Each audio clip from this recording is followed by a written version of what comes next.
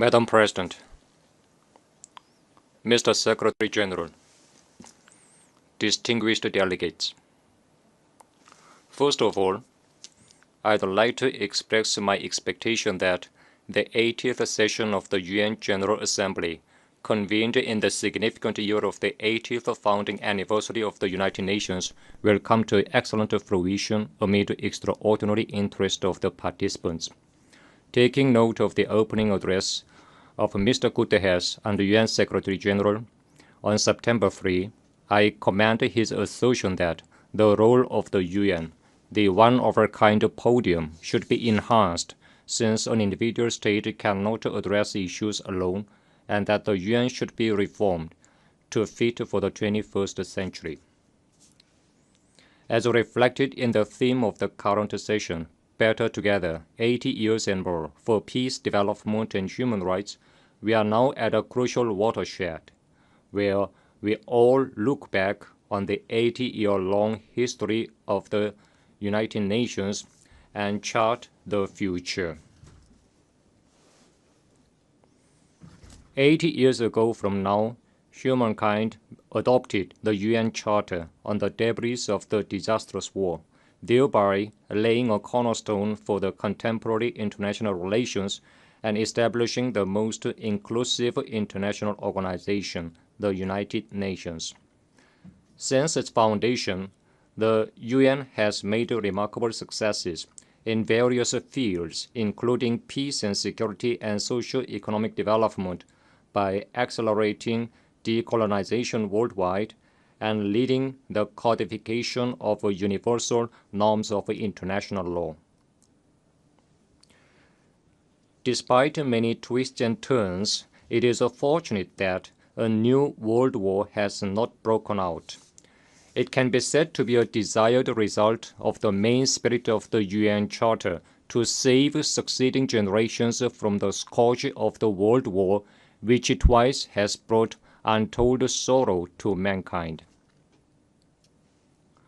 We cannot underestimate the role that the UN played in promoting cooperation among nations in the socio-economic fields such as poverty eradication and fight against communicable diseases, and in propelling sustainable development at a global level. However, in the annals of the UN history, disgraceful pages are also recorded, where the title of the UN, overwhelmed by high-handedness and arbitrariness of the hegemonic forces, was abused in exerting pressure to deprive sovereign states of their legitimate right to normal development, quite contrary to the spirit of the Charter. We should not feel relieved nor congratulate ourselves on the non-occurrence of the World War III for the past 80 years. Instead, we should pay due attention to the fact that the inducible threat has persisted and is now becoming more serious. We should take measures accordingly. Madam President, the international community is now witnessing the most turbulent and violent world after World War II. The modern history has recorded many incidents and events, but today the international norms and order established and consolidated along with the foundation of the UN are disregarded, and the sovereignty of states is openly violated as never before. The indiscriminate tariff war vis-à-vis the entire world has plunged the global economy as a whole into the swamp of stagnation and instability. Even the 2030 Agenda for Sustainable Development, committed to eliminating inequality and poverty and ensuring human dignity worldwide, is denied for the reason that it does not meet the interest of an individual country. This is the stark reality. The UN has served as a multilateral forum where all countries of the world, big or small, get together and discuss common responses to global challenges on an equal footing, transcending differences in size, population, and state power. That UN is now faced with an unprecedented severe crisis. All these turbulences and pains suffered by the world are fundamentally caused by high-handedness and arbitrariness and avarice of hegemonic forces in their attempt to subject the whole world to their interests and to place their exclusive interests above the common good of mankind. Madam President, today, the complicated international situation highlights the need to reconsider the role of the UN responsible for maintaining international peace and security. As the world's most universal international organization, comprising all sovereign states on the globe, the UN cannot be represented by a certain individual state or a small group of states. In particular, in order to prevent arbitrariness and high-handedness of specific forces, it is imperative to expand and strengthen the representation of developing countries that take up an absolute majority of the UN membership, and to correct the Western-led inappropriate structure in the Security Council entrusted with an important mandate of maintaining international peace and security. Only when the UN puts an end to the arbitrary, high-handed, biased, and double-dealing practices in all its activities and strictly adheres to the principles of sovereign equality, non-interference in internal affairs, impartiality, and objectivity, can it restore its image as an organization with the full qualifications and capacity for realizing the purposes of the Charter. Madam President, peace and security are long-cherished desire of humanity and the first agenda of the UN. Without peace and security, we can neither attain the SDGs nor think about a good future that ensures human dignity and prosperity. However, the present objective security situation of the Korean Peninsula is faced with serious challenges more than ever. The US-ROK US-Japan military exercises and the US-Japan ROK trilateral military cooperation system directly targeting the DPRK rapidly evolve into a more offensive and aggressive military bloc with a nuclear element content. Meanwhile, war exercises and military buildup against our state are breaking all the previous records in terms of scale, nature, frequency, and scope. Nowhere in the world can we find such a place as the Korean Peninsula, where the world's biggest nuclear weapon state and its allied forces conduct bilateral and multilateral war exercises all the year round, and even stage real war drills simulating the use of nukes targeting a sovereign state by mobilizing massive multinational combined forces and latest strategic assets.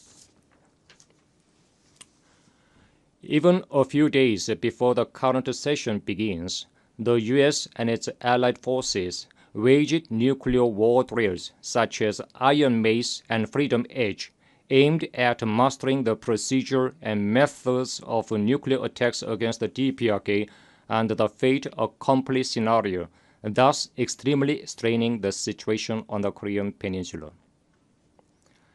Yet, even in the face of the tremendous military threat directed against the DPRK and the dangerous security landscape, roaring guns of war are silenced, and peace and security are firmly safeguarded on the Korean Peninsula. This is an undeniable reality. Thanks to our state's enhanced physical war deterrent in direct proportion to the growing threat of aggression of the US and its allies, the will of the enemy state to provoke war is thoroughly contained, and the balance of power on the Korean Peninsula is ensured. In order to permanently maintain this state of balance, and ensure everlasting peace on the Korean Peninsula, we have stipulated nuclear in our Constitution as a sacred and absolute thing that can never be touched upon and tampered with. Imposition of denuclearization on the DPRK is tantamount to demanding it to surrender sovereignty and the right to existence and violate the Constitution. We will never give up sovereignty, abandon the right to existence, and violate the Constitution. Comrade Kim Jong-un, president of the State Affairs of the DPRK, made it clear at the 13th session of the 14th Supreme People's Assembly on September 21 that our party and the government would invariably and firmly safeguard, without the slightest vacillation, the Constitution of the DPRK and its basic law on the policy of nuclear forces, perpetuating the possession of nuclear weapons, and thoroughly guarantee the supreme interests of our state. The policy line of a Comrade President of the State Affairs represents our state law, and we will defend the state law without fear. We will never give up nuclear, which is our state law, national policy, and sovereign power, as well as the right to existence. Under any circumstances, we will never walk away from this position. Madam President, the DPRK is vigorously opening up the road to overall national prosperity on the basis of peace and security guaranteed by its powerful strength. Vigorous efforts are underway to further consolidate the driving force and potentials for development of a self-reliant national economy in the overall national economy, including industry and agriculture, and to meet the output target. As a result, the completion of the 5-year plan of national economic development set forth by the 8th Congress of the Workers' Party of Korea is definitely within reach. Notably, construction of 50,000 residential houses in Pyongyang is carried out without fail on an annual basis, well ahead of schedule. Meanwhile, creatures for welfare of the people, including rural dwelling houses, large-scale greenhouses, and modern hospitals, are being built grandiosely. With a view to providing all people with a fluent and civilized new life and rapidly raising the level of development of all regions within a short period of 10 years, the newly adopted policy of rural development is dynamically executed with tangible results one after another.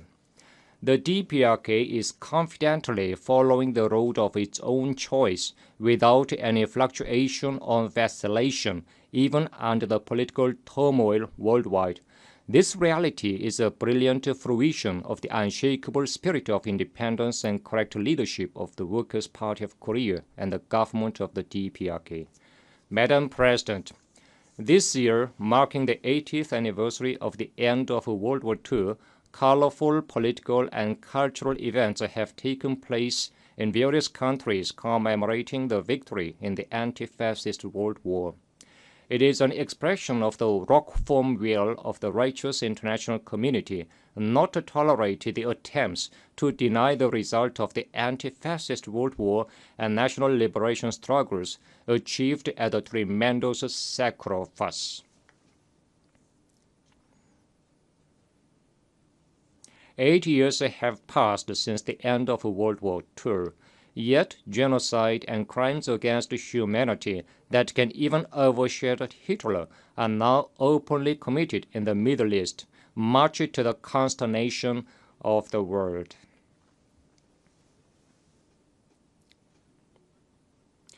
Israel, which massacred over 60,000 Palestinian civilians in the past 2 years, is seeking to occupy the whole area of Gaza by force and completely exterminate the Palestinian population. We strongly urge Israel to stop immediately crimes against humanity and withdraw from the Gaza Strip. Likewise, we fully support the establishment of an independent state of Palestine with East Jerusalem as its capital and Palestine's full-fledged membership of the UN. Madam President, independence, peace, and friendship are the invariable external policy ideals of the DPRK. The DPRK will, as in the past, so in the future, collaborate with all countries and nations that oppose and reject aggression, intervention, domination, and subjugation, and aspire after independence and justice, irrespective of differences in ideals and systems. The DPRK will promote multifaceted exchanges and cooperation with the countries that respect and take friendly approaches towards it. Thank you. I thank the Vice Minister for Foreign Affairs of the